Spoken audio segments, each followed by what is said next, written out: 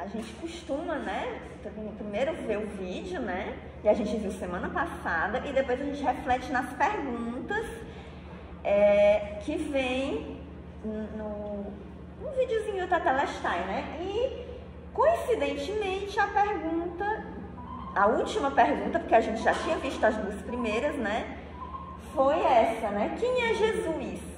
A gente viu no vídeo, né, falando muita coisa sobre Jesus, e agora é o momento da gente refletir, né, pra gente, quem é Jesus? Quem é que quer falar alguma coisa?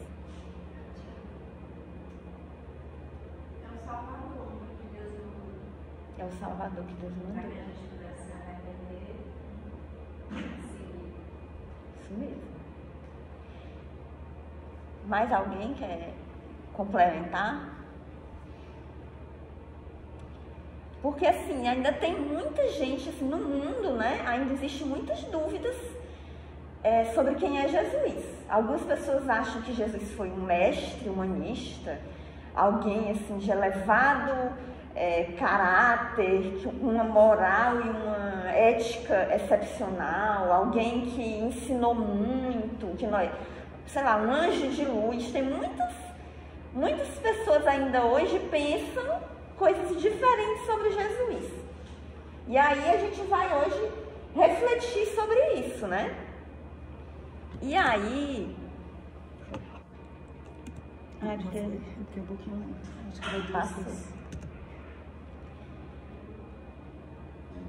Vai, Ana, esse não, peraí. Não, vai voltar, pronto. É porque... Peraí, que não era daí, não. Que o começo era a primeira pergunta. Pronto. Aí a gente vem para a pergunta, quem Jesus diz que é, né? E Jesus, ele fala na palavra de Deus muitas coisas sobre quem ele é, certo? E aí a primeira coisa que a gente tem que pensar muito se fala sobre Jesus, mas a gente precisa compreender quem é Jesus a partir de algum critério, né? Não posso colocar da minha cabeça quem é Jesus. Pronto. E o que a gente pode já de início, sem critério nenhum, eu acredito, entender sobre Jesus? Jesus mudou o mundo. Eu acho que ninguém pode dizer que isso é mentira. Uns dizem que ele foi um mestre humanista, né? Ou uma pessoa especial, ou um anjo de luz, alguém, sei lá. Mas a verdade é que Jesus mudou o mundo. Só que se a gente for parar para pensar, como é que pode um homem que viveu tão pouco tempo, né, na Terra, 33 anos, de uma família pobre, de um país bem pequenininho no Oriente Médio, mudar o mundo realmente como ele mudou, né? Porque, assim, ele é a personalidade mais conhecida do mundo. Praticamente todos os países do mundo conhecem Jesus. Não só ele é a personalidade mais conhecida do mundo, como ele dividiu a história do mundo, principalmente a ocidental, né? Então, a história do mundo ocidental é dividida entre antes de Cristo e depois de Cristo, né? Mas Jesus, ele também não mudou só a contagem da história, ele mudou a direção, o rumo da história. E não é à toa, não é um homem qualquer, não poderia fazer isso. Ele mudou a forma de pensar, a ética do mundo contemporâneo. Por isso o mundo é dividido entre antes de Cristo e depois de Cristo, porque ele mudou tudo. Então é lógico dividir a história dessa forma, né? E aí a primeira coisa que a gente tem que entender, que tem que ficar claro, né, pra gente, é que Jesus, ele é Deus. Não sei se vocês lembram aquela história do Velho Testamento, das 10 pragas, né, da libertação do povo de Israel do Egito, que é uma história super conhecida, né, que depois Deus abriu o Mar Vermelho, né? Então, nessa história começa com Deus aparecendo para Moisés, chamando ele para fazer esse trabalho de tirar o povo de Israel da escravidão no Egito. E aí Deus aparece num arbusto que pega fogo, só que não se consome. E aí eles começam a conversar, Moisés e Deus. E no meio da conversa, Moisés diz assim, não, eu não posso ir fazer isso que o Senhor está mandando. E eles não vão nem acreditar em mim. Quem eu vou dizer que o Senhor é? Isso Moisés fala para Deus. Aí aparece esse versículo, Deus diz a Moisés, eu sou o que sou. É isso que você dirá aos israelitas. Eu sou me enviou a vocês. O eu sou o que sou, ela é, em hebraico, essas 4 letras, YHWH, que depois, para a gente pronunciar melhor, ficou sendo Yahvé ou Jeová. Então, eu sou o que sou, ou eu sou, é o nome de Deus. É Yahvé ou Jeová, em hebraico. Então, o que foi que Deus disse para Moisés? Olha, você vai dizer lá que Yahvé mandou você fazer isso. E as pessoas vão acreditar, e acreditaram, e ele fez tudo que fez, todas aquelas maravilhas que a gente conhece da história. Mas então ficou registrado na Bíblia, e para os israelitas, né, que o nome de Deus era Yahvé, era eu sou. E esse nome era tão sagrado para eles, que eles não usavam Yahvé. Eles usavam outros nomes, porque tem aqui os 10 mandamentos, né, que diz que um deles diz que não é para usar o nome de Deus em vão. Então eles achavam o nome tão sagrado que eles não usavam esse nome para não ter perigo de usar o nome de Deus em vão. Então quando eles iam falar de Deus, eles usavam outras palavras. Adonai, que quer dizer Senhor, ou Elohim, que era um outro nome usado lá em Gênesis para falar de Deus, mas Yahvé eles não usavam, porque esse é o nome de Deus. Só que aí, no Novo Testamento, Jesus apareceu dizendo que é Deus. E assim, às vezes a gente não conhece, mas em várias passagens do Novo Testamento, Jesus diz que ele é. Jesus diz, eu sou. Por exemplo, lá em João 8, Jesus estava conversando com, principalmente os fariseus, que eram os líderes religiosos judaicos, e ele disse para eles, olha, eu afirmo a vocês que antes de Abraão nascer, eu sou. Ele estava dizendo o quê? Quem é Abraão? Era um homem que tinha vivido cerca de 1500 anos antes de Jesus nascer, que é o fundador da nação de Israel, né? E ele estava dizendo para aqueles líderes religiosos, olha, antes de Abraão existir, antes da nação judaica existir, eu já era, eu sou antes de Abraão. Ele estava dizendo que ele era eterno e ele também estava usando essas palavras em hebraico, Yahvé. E os israelitas que escutaram aquilo entenderam, porque eles pegaram pedras para apedrejar Jesus, dizendo que ele se fez igual a Deus, que ele estava dizendo que era Deus e que isso era uma blasfêmia, porque eles não creram que Jesus era Deus. Lá em João 13, ele diz assim, ele está falando sobre o que ia acontecer, Jesus está falando sobre o que ia acontecer com ele, a necessidade dele morrer e ressuscitar. Aí ele diz, eu estou dizendo antes que aconteça, a fim de que quando acontecer, vocês creiam que eu sou. Né? Ele estava dizendo, olha, tudo que vai acontecer, eu estou dizendo antes, para que quando aconteça, não é só vocês creiam que eu sou Deus, né? Por que a gente fez hoje diferente usando o Data Show?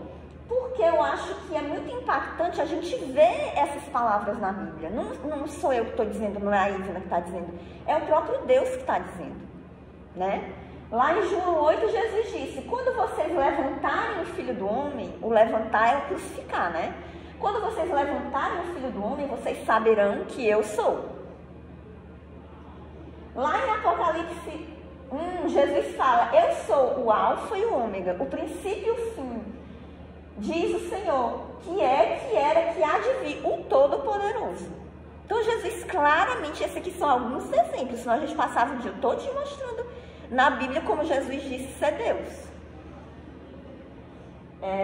Senão não dava pra gente passar o dia inteiro, né? E aí eu achei interessante a gente falar um pouquinho sobre a Trindade. A Trindade, como a gente entende, ela não está clara com essa palavra usada na Bíblia, mas ela está claramente descrita na Bíblia.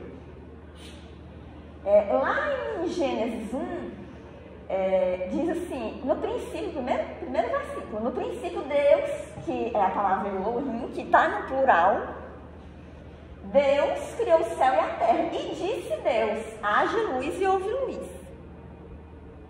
Então, a gente viu até no Tetelestai, né? O primeiro indicativo de que Deus não é um Deus em três pessoas é essa, porque a palavra Deus, Elohim, que é a primeira palavra a chamar Deus na Bíblia, está no plural. Aí lá em João 14, Jesus diz assim, quem vê o Pai vê a mim. Ou seja, ele está dizendo que é a mesma pessoa. Lá em João 10, Jesus diz, eu e o Pai somos um. Ele está falando de eu e do Pai, são diferentes, mas são um. Lá em João 1, João diz assim, no princípio ela era a palavra, e a palavra estava com Deus, e a palavra era Deus. Aí mais pra frente, em João 1,14, ele diz, e aquele que era a palavra se tornou carne e viveu entre nós. Quem é a palavra que se tornou carne e viveu entre nós? Jesus. Então, se a gente substituir aqui em João 1, a gente vê, no princípio era Jesus, que é a palavra. E Jesus estava com Deus e Jesus era Deus. É claro, né? Só não vê quem não quer.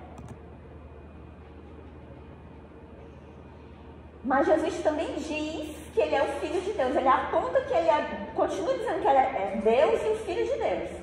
Lá em Colossenses 2 diz, pois em Cristo habita corporalmente toda a plenitude da divindade. Em Jesus Cristo está toda a plenitude da divindade. Lá em João 5, por essa razão, os judeus ainda mais queriam matar Jesus. Porque ele estava dizendo que Deus era o seu próprio Pai, igualando-se a Deus. Jesus disse que ele era Deus, que ele era Filho de Deus. E as pessoas entenderam, por isso que queriam matá-lo. Porque elas não creram. Lá em Filipenses 2 diz assim, seja a atitude de vocês a mesma de Jesus Cristo, que embora sendo Deus, não considerou que ser igual a Deus era algo que se devia se apegar, mas humilhou a si mesmo, tornando-se semelhante aos homens.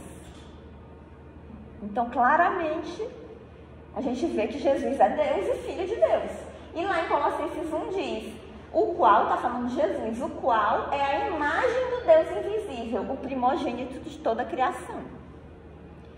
Então, assim, quando a gente ouve, quando a gente vê que é a própria palavra de Deus que diz, é o próprio Jesus que diz quem ele é, eu acho que tem um impacto muito maior na nossa vida, né? Eu não estou escutando uma pessoa falar, eu não tenho que acreditar no que ela fala, eu tenho que acreditar no que Deus fala. Jesus é Deus. E Jesus falou muito mais sobre ele, né? A gente não tem como comentar tudo, mas Jesus diz, ó, eu sou o pão da vida. Jesus diz, eu sou a luz do mundo. Jesus diz, eu sou a porta das ovelhas. Eu sou o bom pastor. Eu sou a ressurreição e a vida. Eu sou o caminho, a verdade e a vida. Eu sou a videira verdadeira. Ele está dizendo que ele é tudo o que a gente precisa. Ele é o pastor que dá a vida pelas suas ovelhas. Ele é o pão da vida. Quem se alimenta dele tem a vida eterna. Ele é a ressurreição e a vida. Quem crê nele, ainda que morra, viverá. Ele é o caminho e o único caminho e a única verdade para levar a vida. Então, Jesus, ele diz tudo isso dele mesmo.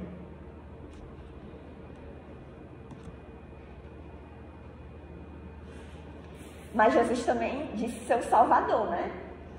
Lá em Colossenses diz assim, em quem, está falando de Jesus, em quem temos a redenção pelo seu sangue, a saber, a remissão dos pecados. Pelo sangue de Jesus nós temos o perdão dos nossos pecados. Lá em Isaías 43, falando do Messias, né, que é Jesus, diz assim, eu sou o Senhor, e fora de mim não há Salvador. Lá em Romanos 5, tudo é falando sobre Jesus. Agora, tendo sido justificados pelo seu sangue, seremos salvos por ele. Em Romanos 10, se você... Aí é Jesus que está dizendo... Não, aí é Paulo que está dizendo. Se você confessar com a sua boca que Jesus é o Senhor e crer em seu coração que Deus o ressuscitou dentre os mortos, será salvo. É tão simples, é tão claro que às vezes a gente tem dificuldade de crer. É simples, está claro. Se você confessar com a sua boca que Jesus é Senhor, é o dono da sua vida, e crer que Ele ressuscitou dentre os mortos, em seu coração você será salvo. Mas tem gente que acha muito fácil. Não pode ser assim, não. É assim, é de graça, é simples, é só crer, é só confessar. E lá em João 5, Jesus diz, eu asseguro, isso aqui é Jesus falando, eu asseguro, quem ouve a minha palavra e crê naquele que me enviou, tem a vida eterna. E não será condenado, mas passou da morte para a vida. O próprio Jesus está dizendo isso. Se você crê naquele que me enviou, não será condenado. Já passou da morte para a vida. Não tem escala, não tem nada. Se você crer verdadeiramente, se Ele for seu Senhor verdadeiramente, Ele lhe garante a salvação e a vida eterna. Mas às vezes é difícil de ser tão fácil, tão simples, que às vezes é difícil a gente acreditar. Aí vem a pergunta, né? Será que Jesus podia ser um mestre humanista? Uma pessoa de elevada ética, elevada moral, como tem gente que diz que é, um ser elevado, um anjo de luz? É possível? Por tudo que a gente viu, que Jesus falou dele mesmo, a gente só tem 3 opções. Ou a gente crê que Jesus ele é o Filho de Deus, o Messias e Salvador do mundo, como ele disse que é, ou então a gente vai dizer que Jesus é um mentiroso e hipócrita. Porque ele disse que é e não é, então ele é mentiroso. Ou então a gente vai achar que ele é um louco ou megalomaníaco, tipo o Henri Cristo. Vocês acham que tudo que a Bíblia fala sobre Jesus, ele tem possibilidade de ser um louco? Não. As palavras de Jesus, elas têm poder, elas têm sabedoria. Não tem possibilidade de Jesus ter sido um louco. As próprias pessoas que escutavam Jesus falar diziam, ele fala com poder. Nós nunca vimos alguém falar desse jeito. Não era um louco. Também não podia ser um mentiroso, porque se ele for um mentiroso, nem sábio ele não era um humanista. É um mentiroso. Mas na verdade ele é o que ele disse que é. Ele é Deus, ele é o Messias e ele é o Salvador. As pessoas que costumam comparar Jesus com um mestre humanista, uma pessoa elevada, elas não consideram essas questões. Muitas vezes elas nem conhecem o que Jesus disse dele mesmo. Tem dois trechozinhos que eu achei importante para a gente destacar aqui.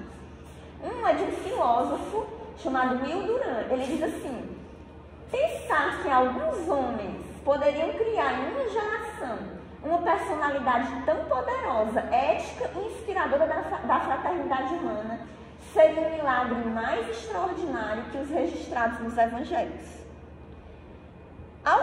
Tem um outro filósofo que diz assim, alguém que criaria, se Jesus não fosse verdadeiro e alguém criasse as histórias de Jesus, ele seria o homem mais sábio do mundo. Ninguém foi capaz de criar alguma coisa tão perfeita como a Bíblia é. E criar algo desse nível, criar essa personalidade do nada, seria um milagre maior do que os milagres que a gente vê na Bíblia. Ressuscitar morto seria um milagre maior. A pessoa inventar uma mentira tão perfeita como é Jesus, com uma ética, com quem Jesus é, a pessoa poderosa que Jesus é, seria um milagre maior do que ressuscitar uma pessoa.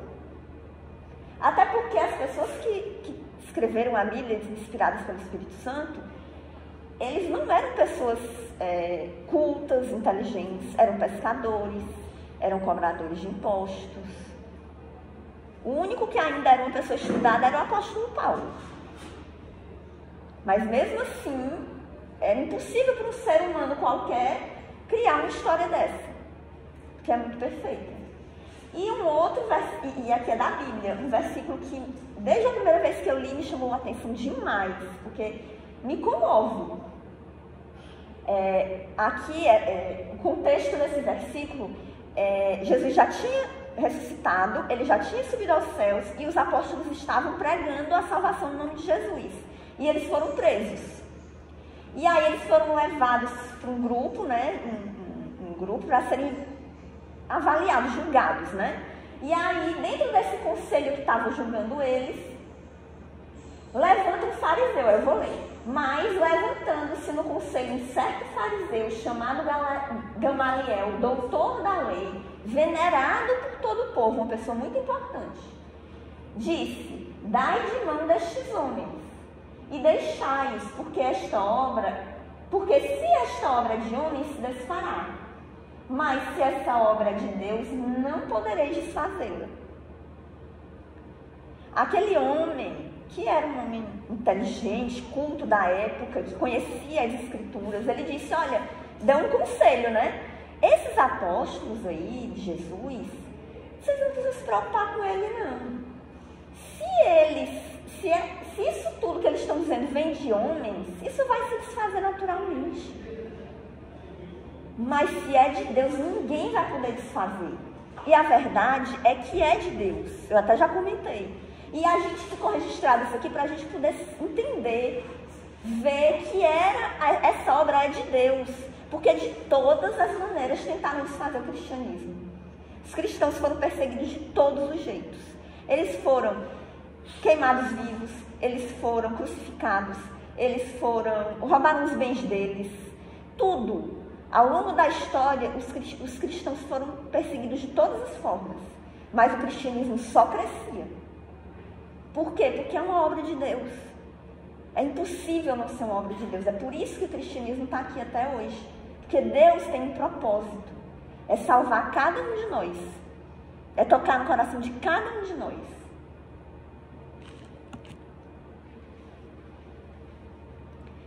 E aí, eu troquei os slides, né? Quem costuma pensar em Jesus como um mestre humanista, costuma comparar Jesus com outros mestres humanistas. E aí eu quis trazer aqui rapidamente, né? Porque não tem nem comparação, né? Mas, por exemplo, se a gente for comparar o que Buda disse assim: eu sou um professor em busca da verdade. Aí Jesus diz: eu sou a verdade. Confúcio é um filósofo conhecido lá na região, no Oriente, né? Depois da sua morte foi criado o confucionismo. Ele diz assim: eu nunca disse ser santo, mas Jesus diz: quem me convence de pecado? Jesus nunca pecou. Ele diz: quem é que vai dizer que eu pequei? Maomé, que é o líder dos muçulmanos, ele vai dizer assim: a menos que Deus lance o seu manto de misericórdia sobre mim, eu não tenho esperança. Aí o que Jesus diz? A menos que você creia em mim, você vai morrer nos seus pecados. A menos que você creia em mim, você não tem esperança. Então não tem comparação. Se a gente for pegar pequenos detalhes, a gente vê que é totalmente diferente.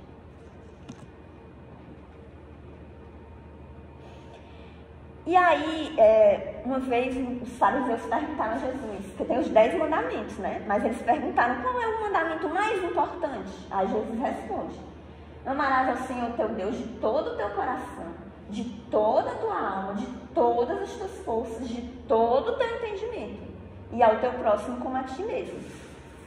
Tá? Aí resume toda a lei, Jesus diz. Aí observa que aqui está dizendo que nós devemos amar de todo o coração, mas também de todo o entendimento. Por quê? Porque Jesus, ele não espera de nós uma fé burra. Não é uma fé ignorante, é uma fé cega. E a gente vai ver em várias passagens na Bíblia que Jesus diz, que Deus fala por meio da Bíblia. Ele quer de nós uma fé inteligente, uma fé que conheça. Lá em João 8 Jesus diz, e conhecereis a verdade vos libertará. Ele quer que nós conheçamos. Em Provérbios 8 diz assim, meu é o conselho e a verdadeira sabedoria, eu sou o entendimento e minha a fortaleza. Lá em 2 Pedro diz assim, sendo assim, amados, estando bem informados, guardai-vos para que não sejais conduzidos pelo erro. Antes crescei na graça e no conhecimento do nosso Senhor e Salvador Jesus Cristo. Existe o erro, Pedro está dizendo aqui, existe o erro. Vocês têm que estar bem informados e conhecerem bem Jesus para não caírem no erro. E lá em Efésios 1 diz assim, para que o Deus, o nosso Senhor Jesus Cristo, Pai da Glória, vos dê o espírito de sabedoria e de revelação no pleno conhecimento de Deus. Então, claramente, Deus quer que nós o conheçamos. A sua palavra está aí. Deus mandou a sua palavra escrita, a palavra de Deus, a Bíblia, para que nós o conheçamos. Não é um enfeite de mesa. A gente deve procurar conhecê-lo, porque a nossa fé cresce à medida que nós o conhecemos. Deus quer que nós sejamos bem informados. Deus quer que nós cresçamos no conhecimento de Deus. Porque se a gente conhecer a verdade, que é Jesus Cristo, a verdade vai nos libertar. Agora, a fé inteligente, ao mesmo tempo, é uma fé inexplicável. Por que ela é uma fé inexplicável? Porque ela muda tudo, ela muda o sentido de tudo. Porque eu posso conhecer a Bíblia e mesmo assim a Bíblia não mudar a minha vida. Aquelas palavras não mudaram a minha vida. Mas Deus quer que nós tenhamos uma fé inteligente e uma fé inexplicável que muda a nossa vida. Lá em Hebreus 11 diz assim, a fé é o firme fundamento das coisas que se esperam e a prova das coisas que não se veem. Eu não vejo, mas eu tenho uma prova. E a prova é a minha fé. Não é visível, não é apalpável, mas eu vejo e eu sei que é inexplicável, mas eu tenho certeza absoluta que é. Ela é a prova das coisas que a gente não vê. Em 2 Coríntios 5 diz assim, porque vivemos por fé e não pelo que vemos. A gente tem a palavra de Deus, mas só aquelas palavras, se não entrar no nosso coração, ela não muda. E a gente tem que viver por essa fé.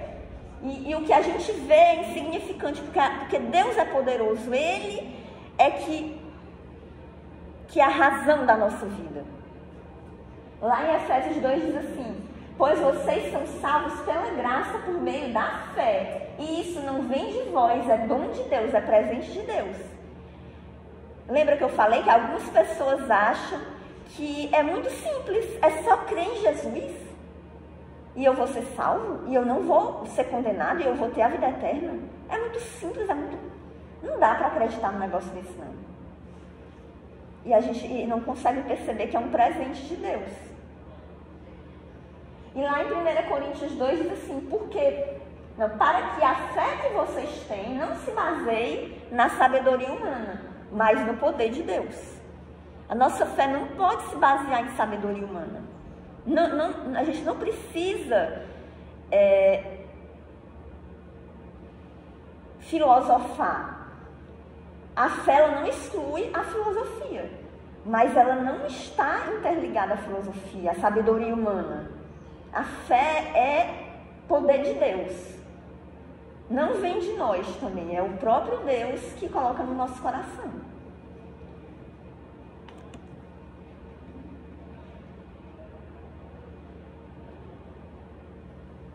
Então, a nossa fé, ela tem que ser inteligente, e a gente tem uma base para a nossa fé, que são as Escrituras, que é a Bíblia. Lá em 2 Timóteo diz que toda a Escritura é inspirada por Deus e útil para o ensino, para a repreensão, para a correção e para a instrução na justiça. Mas também a nossa fé é transcendente, né? É inexplicável. Lá em Romanos 10 diz, de sorte que a fé vem pelo ouvir, e o ouvir a palavra de Deus, o conhecer a palavra de Deus. E quando a gente conhece a palavra de Deus, aí tudo muda. Tudo se transforma. Qualquer coisa na nossa vida, ela vai passar por aquilo.